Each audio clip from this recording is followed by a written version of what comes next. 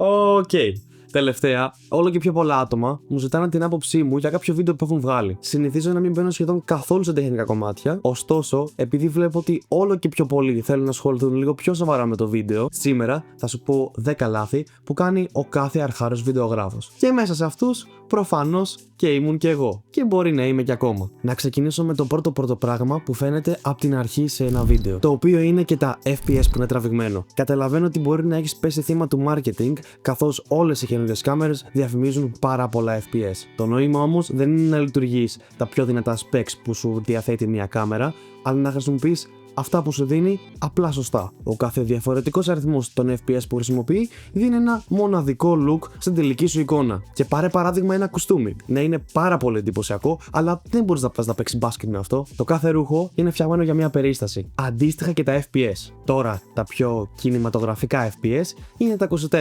Και αναφέρω κινηματογραφικά, διότι σχεδόν όλες οι ταινίες γυρίζονται στα 24 FPS. Έχω σκοπό να κάνω ένα άλλο βίντεο που να μιλάω λεπτομερείς για τα FPS, ώστε να σας δώσω μια καλύτερη έννοια, αλλά θα σας δώσω μια πολύ συνοπτική εικόνα. Σε όλα τα παραδείγματα που θα δώσω, πάντα η ταχύτητά μας θα είναι διπλάσια των FPS. Όταν θέλουμε να καταγράψουμε κάτι ρεαλιστικό στο μάτι, καταγράφουμε σε 24 FPS. Αλλά κάπου εκεί ξεχνάμε και τον όρο slow motion. Τα 30 FPS χρησιμοποιούνται κυρίως για διαδικτυακό περιεχόμενο, όπως και για εκπομπές στις τηλεοράσεις. Και μετά από τα 60 FPS και πάνω, χρησιμοποιούνται σε περιπτώσεις όπου υπάρχει πάρα πολύ δράση μέσα στην εικόνα, όπως π.χ. ένας αγώνας μπάσκετ. Και αυτό συμβαίνει για να καταγράφονται όλα τα καρέ μιας κίνησης, καθώς εάν ήταν γυρισμένο στα 24 FPS, πολύ πιθανόν να μην βλέπαμε καν τον παίκτη την ώρα που κουνιόταν. Ελπίζω να σου έδωσα μια γενική εικόνα, και αν είναι να σου μείνει κάτι, είναι ξεκινά να γράφεις τα 24 FPS. Λάθος νούμερο 2. Πρόσεχε τα ISO σου να μην φτάνουν στο Θεό. Θα παρομοιάσω τα ISO με τα φτερά του δέδαλου. Καταλαβαίνω ότι μπορεί να είσαι εγωιτευμένος από το τι μπορούν να κάνουν τα ISO,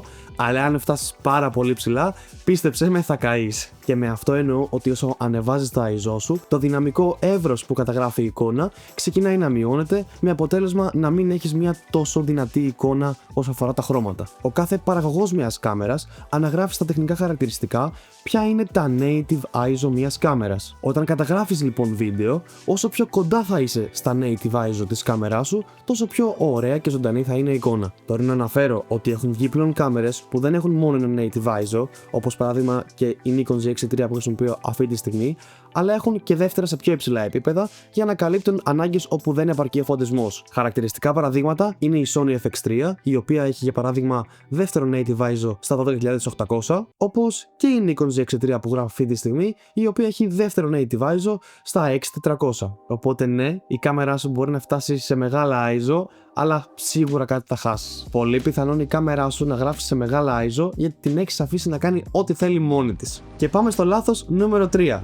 Σταμάτα να έχεις auto-ρυθμίσεις. Ναι, μπορεί η κάμερα σου να είναι τέλεια, να κάνει πολλά πράγματα όμορφα στο auto, αλλά δεν πρόκειται να σε πάει στο επόμενο στάδιο και να εξελιχθείς. Όλοι το κάνουμε αυτό όταν πήραμε μια κάμερα στην αρχή, είναι φυσιολογικό, αλλά βάλε ένα stop. Καταλαβαίνω ότι στην αρχή θα σου φαίνεται χάος, αλλά πίστεψε με, όταν συνηθίσεις να αλλάζεις τις ρυθμίσεις της κάμεράς σου, δεν υπάρχει πίσω δρόμος και θα λες wow, τι έκανα τόσο καιρό. Πρέπει το δικό σου όραμα να αποτυπώνεται στην κάμερα όπως θες εσύ και όχι όπως το θέλει εκείνη. Η κάμερα κάνει αυτό που θεωρεί τεχνικά σωστό. Ωστόσο, η δημιουργικότητα δεν είναι πάντα το σωστό. Θα σου πάρει πολύ χρόνο να χειρίζεσαι την κάμερα στο manual? Πολύ πιθανόν ναι. Θυμάμαι εγώ όταν πρώτο ξεκίνησα με την κάμερά μου, μπορεί και να μου πήρε 6 με 7 μήνες ώστε τα χέρια μου να πηγαίνουν ασυναίσθητα στα κουμπιά που θα έπρεπε για να αλλάξω τις ρυθμίσεις. 2 χρόνια μετά, το muscle memory μου έχει απομνημονεύσει τουλάχιστον 7 με 8 κουμπιά με ρυθμίσεις που πρέπει να αλλάζω γρήγορα όταν αλλάζω από ένα περιβάλλον στο άλλο. Οπότε, αν το έκανα εγώ, πίστεψέ με, μπορείς και εσύ. Επόμενο λάθος και είναι το underexposing ή overexposing. Και να το πω λίγο πιο μπακαλίστικα και στα ελληνικά, όταν η εικόνα σου είναι πάρα πολύ φωτεινή ή πάρα πολύ σκοτεινή. Και όταν συμβαίνει αυτό και θα πας να βάλεις την καρτούλα στον υπολογιστή και να πετάξεις τα πλάνα σου μέσα στο πρόγραμμα που κάνεις editing, τα πράγματα ξεκινάνε να μοιάζουν λίγο άσχημα. Για να καταφέρεις να έχεις αυτό το αποτέλεσμα, εάν δεν εμπιστεύεσαι τα μάτια σου ή την οθόνη της κάμεράς σου, πολύ πιθανόν να υπάρχει ένα εργαλείο μέσα στην κάμερά σου το οποίο λέγεται ιστόγραμμα. Όταν το ιστόγραμμά σου έχει την τάση να βρίσκεται προς τα αριστερά, τότε πάει να πει ότι η εικόνα σου είναι πιο σκοτεινή από ό,τι πρέπει και χάνεις δυναμικό εύρος, το οποίο θα σε τιμωρήσει μετά το color grading στο PC. Όταν αντίστοιχα το ιστόγραμμά σου βρίσκεται πολύ προς τα δεξιά, τότε πάει να πει ότι η εικόνα σου έχει την τάση να γίνει καμένη. Και αντίστοιχα, όταν θα έρθει η ώρα να χρωματίσεις το πλάνο σου, να έχεις χάσει λεπτομέρειες από τα highlights και γενικότερα τα φωτεινά σημεία. Γι' αυτό λοιπόν, κατά γενικό κανόνα, το ιστόγραμμά σου πρέπει να βρίσκεται κάπου στη μέση. Με αυτόν τον τρόπο, είτε έχεις μια κάμερα που κάνει 500 €, είτε 3.000, θα καταφέρεις να βγάλεις το μέγιστο δυνατό αποτέλεσμα της ποιότητας που μπορεί να βγάλει η κάμερά σου. Και αφού είπαμε ότι μια σωστή έκθεση της εικόνας θα μας βοηθήσει και στο color grading, πάμε και στο επόμενο θέμα. Πολλές φορές βλέπω πλάνα τα οποία είναι αρκετά άχρωμα. Απευθείας, όταν βλέπω ένα τέτοιο πλάνο, ξεκινάει να δημιουργείται ένα κενό μέσα μου. Γιατί από αυτό το πλάνο λείπει ο χαρακτήρας. Είτε έχεις φτιάξει ένα απίστευτο πλάνο που να έχει ένα πολύ ωραίο καδράρισμα, να πέφτει τέλειο φωτισμό στο αντικείμενο που έχεις, είτε έχεις βγάλει το πιο κακό πλάνο που μπορούσες να βγάλεις, με ένα χρώμα θα του δώσεις κάτι. Κάτι παραπάνω από αυτό που είναι ήδη. Ειδικά πλέον που μιλάνε όλοι για log αρχείο, και το log αρχείο, σε περίπτωση που δεν ξέρεις πώς μοιάζει, είναι κάπως έτσι. Και ναι, κοίτα διαφορά. Να σου το πω λίγο διαφορετικά. Σκέψου όλων τα μάτια να ήταν ασπρόμαυρα. Δεν θα ήταν αδικημένος αυτός που έχει τα πιο γαλάζια μάτια που υπάρχουν στον κόσμο?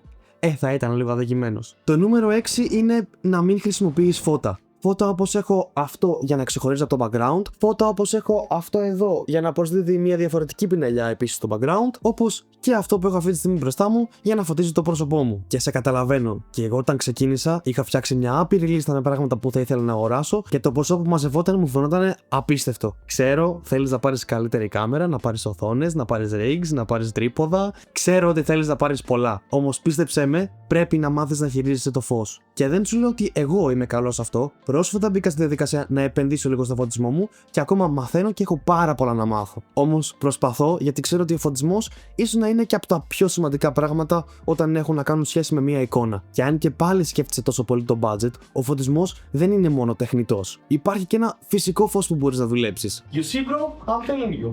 Με ένα απλό φυσικό φως. Done. Όταν δεν είχα ακόμα φώτα, που ξαναλέω ήταν πολύ πρόσφατα, για να βγάλω ένα βίντεο στο YouTube, έκανα μια βόλτα έξω και χρησιμοποίησα το φυσικό φως. Είτε ήταν μια βόλτα έξω σε ένα δάσος, είτε ήταν η ίδια μια αυλή. Όταν ασχολείσαι με μια τέχνη όπως η φωτογραφία και το βίντεο, πίστεψέ με, κάθε asset μετράει. Οπότε το φωτισμό κοίταξε να το βάλεις πολύ ψηλά στη λίστα σου. Το νούμερο 7 είναι ο κακός ήχος. Πίστεψέ με, την πιο ωραία εικόνα να έχεις, εάν ο ήχος σου δεν κοπανάει ωραία στα αυτιά του άλλου, πολύ πιθανόν ακόμα και να αξίζει όλο το περιεχόμενο που πήγες μέσα, να μην θέλει να το δει ο άλλος. Έχω πιάσει πολλές φορές τον εαυτό μου να βλέπω κάποιο stream ή YouTube βίντεο που πραγματικά να είναι ενδιαφέρον, αλλά να το κλείνω μόνο και μόνο γιατί ο ήχος μου χτυπάει στα τύμπανα. Καλό θα ήταν από την πρώτη κιόλας στιγμή που θα ασχοληθείς με το βίντεο να έχεις μια συσκευή η οποία να γράφει ήχο πέρα από την κάμερά σου. Γιατί κατά την άποψή μου, ένα βίντεο πρέπει να σου διαγείρει όσους παραπάνω αισθήσεις μπορείς. Πώς τυχαίνει να βλέπεις στο TikTok σχόλια που λένε μπορώ να μυρίσω την εικόνα? Καλό θα ήταν να υπάρχει κάτι αντίστοιχο και την άλλο βλέπει το βίντεο σου. Αλλά να μην μυρίζει άσχημα. Και προφανώς ναι, ξέρω, η λίστα μεγαλώνει παραπάνω από όσο περίμενες και έχεις να αγοράσεις και άλλα πράγματα. Τουλάχιστον φτιάξ' τον στο πρόγραμμα που κάνεις editing. Μα δεν ξέρω πώς να το φτιάχνω. Ναι, μην περιμένεις εμένα να στα πω όλα. Google και λίγο how to make your microphone sound better και πάλι είσαι τόσο τεμπέλης. Βρες ένα πρόγραμμα που να χρησιμοποιεί AI και άστο να στο φτιάξει μόνο του. Θα είναι κάπως καλύτερο. Αν ήξερες πόσες φορές έχω χρησιμοποιήσει το Audio Enhancer της Adobe για να ανεβάσω βίντεο στο YouTube, πίστεψέ με, θα με έλεγες και εμένα άχρηστο και τεμπέλη. Ωστόσο, δεν τον άφησα στην αρχική του μορφή, ακόμα κι αν η φωνή μου παραμορφωνόταν. Τουλάχιστον έτσι είναι πιο ευχάριστη στα αυτιά. Και μετά, επόμενο λάθος και έχουμε αυτό. Σου άρεσε? Ούτε εμένα. Σταμάτα να κάνεις τα πλάνα σου να έχουν 8 ρίχτερ. Όχι, δεν θέλω να βλέπω την εικόνα σου και να με πιάνει ήλικος. Σε πολύ συγκεκριμένες περιστάσεις αυτό είναι όμορφο, αλλά πίστεψέ με, δεν κάνει για όλες τις συνθήκες. Αγόρασε ένα μονόποδο, αγόρασε ένα τρίποδο, αγόρασε τετράποδο. Βάλε το σκύλο σου να βγάλει. Χρησιμοποίησε κάτι για να κρατήσει το πλάνο σταθερό. Και δες διαφορετικά. Δεν μπορώ να φανταστώ αυτή τη στιγμή πώς θα έβγαζα βίντεο αν δεν είχα ένα τρίποδο. Εξυπηρετεί όλες τις περιστάσεις. Θες να βγάλεις βίντεο στο χέρι και δεν σ' αρέσει γενικότερα ένα gimbal ή κάτι τέτοιο? Τουλάχιστον χρησιμοποίησε το σώμα σου σωστά. Δεν σε βολεύει η κάμερα όπως είναι?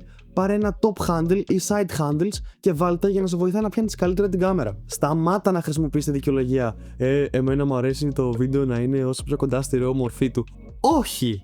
Απλά είσαι τεμπέλης. Έλα, πες το. Κοίταξε, μόλις τώρα ξεκινάς, δεν έχεις οικειότητα με την κάμερα και το χέρι σου κουνιέται λίγο. Πολύ πιθανόν η κάμερά σου να έχει κάποιο είδους stabilizer. Είτε μιλάμε για μια απλή υποβοήθηση, είτε μιλάμε για έναν ακραίο ηλεκτρονικό σταθεροποιητή. Τουλάχιστον εκμεταλλεύσου αυτή τη λειτουργία που σου δίνει η κάμερά σου. Πάμε λίγο. Επόμενο λάθος και είναι η μουσική. Έχεις φτιάξει όλα αυτά που είπαμε προηγουμένως, έχεις κάνει το μοντάζ στη ζωή σου και ήρθε η ώρα να επιλέξεις μουσική. Κάνεις άπειρο scroll, το κεφάλι σου έχει πάρει φωτιά με το τι μουσική θα βάλεις και λες ό,τι είναι, θα βάλω αυτό. Και κάπως έτσι η ενέργεια που έχει το βίντεο δεν ταιριάζει καθόλου με αυτή τη μουσική και υπάρχει ένα χάος βλέποντας το βίντεο. Κάθε τραγούδι που θα βάλεις μέσα σε ένα βίντεο σου πρέπει να κάνει ένα πολύ καλό μάτσο με την ενέργεια αυτού του βίντεο. Το καλύτερο παράδειγμα που μπορώ να σου δώσω για να καταλάβεις τι εννοώ είναι και ένα βίντεο που έχω ανεβάσει ήδη στο YouTube. Πρόκειται για το πώς να κυνηγείς τα όνειρά σου και ασχέτως με το παράδειγμα που θα σου δώσω, καλό θα ήταν να το δεις γιατί μπορεί να σου δώσει ένα πολύ καλό ερέθισμα. Σε αυτό το βίντεο λοιπόν κυριαρχεί μια διπολικότητα στο πώς νιώθω. Έχω πολλά ups και πολλά downs. Κάθε φορά λοιπόν που η ψυχολογία μου αλλάζει, για να το περάσω αυτό εγώ μέσα από την οθόνη, έχω βάλει και μια αντίστοιχη μουσική. Όταν νιώθω πολύ δημιουργικός, μπορείς απλά να ξεκινήσεις με ό,τι έχεις. Όταν στο κεφάλι μου κυριαρχεί δράμα, και αν δεν με βλέπει κανένας, και αν φαίνομαι cringe, και όταν θέλω να περάσω ένα δυνατό κοινωνικό μήνυμα. Απλά άνοιξε τα μάτια σου.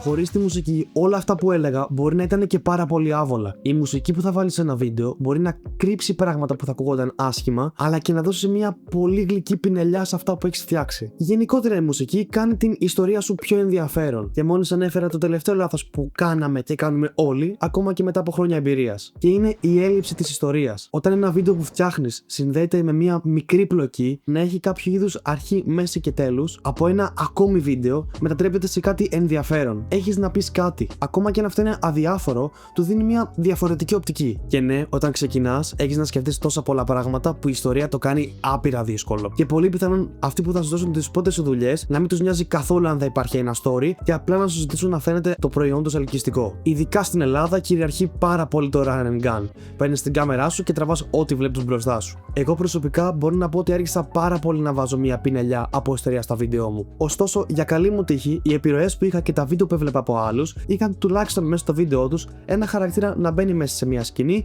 να κάθεται και να φεύγει. Οπότε στην προσπάθειά μου να αντιγράψω τέτοιες σκηνές, ξεκίνησε να μπαίνει το μικρόβιο του μήπως να βάλω μια πλοκή. Γιατί στην τελική θα γυρίσεις από μια δουλειά και αν έχεις τραβήξει απλά ωραία πλάνα, θα παραμείνουν απλά ωραία πλάνα. Ό,τι σχεδόν και editing να βάλεις, ό,τι και μουσική να βάλεις, ό,τι και χρώμα να βάλεις, δεν θα βγει μια ροή μέσα από όλο αυτό. Γι' αυτό λοιπόν στην επόμενη δουλειά που θα κάνεις, είτε είναι επιπληρωμή είτε το κάνεις για σένα, δοκίμασε να σκεφτείς από πριν πιθανές λήψεις, κινήσεις που μπορείς να κάνεις, διαφορετικές προοπτικές σε έναν χώρο που θα δουλέψεις, καθώς και να ψάξεις στο ίντερνετ αντίστοιχα βίντεο από δημιουργούς που ξέρουν να κάνουν πολύ καλά τη δουλειά τους. Και ναι, αντέγραψε ό,τι κάνουν. Δεν είναι κακό. Μέσα από αυτή τη διαδικασία θα μάθεις τι είναι σωστό, τι όχι, και σίγουρα για να πέτυχαν αυτοί οι άνθρωποι κάτι έχουν κάνει καλά. Οπότε τουλάχιστον για την αρχή σου, το να αντιγράφεις κάποιον είναι μόνο καλό. Στην πορεία θα βρεις το στυλ σου και τι σε εκφράζει. Προς το παρόν, γίνε καλύτερος. Νομίζω ότι αυτά ήταν τα 10 πιο σημαντικά λάθη που κάνει ένας αρχάριος στο κομμάτι του βίντεο και ελπίζω να κάλυψα όλους αυτούς που ανά περιόδους με έχουν ρωτήσει τι θα μπορούσαν να βελτιώσουν στο βίντεο τους, αλλά ακόμα και αυτούς που γενικότερα θα ήθελαν να βελτιωθούν. Εάν σου άρεσε το βίντεο και θα ήθελες να βλέπεις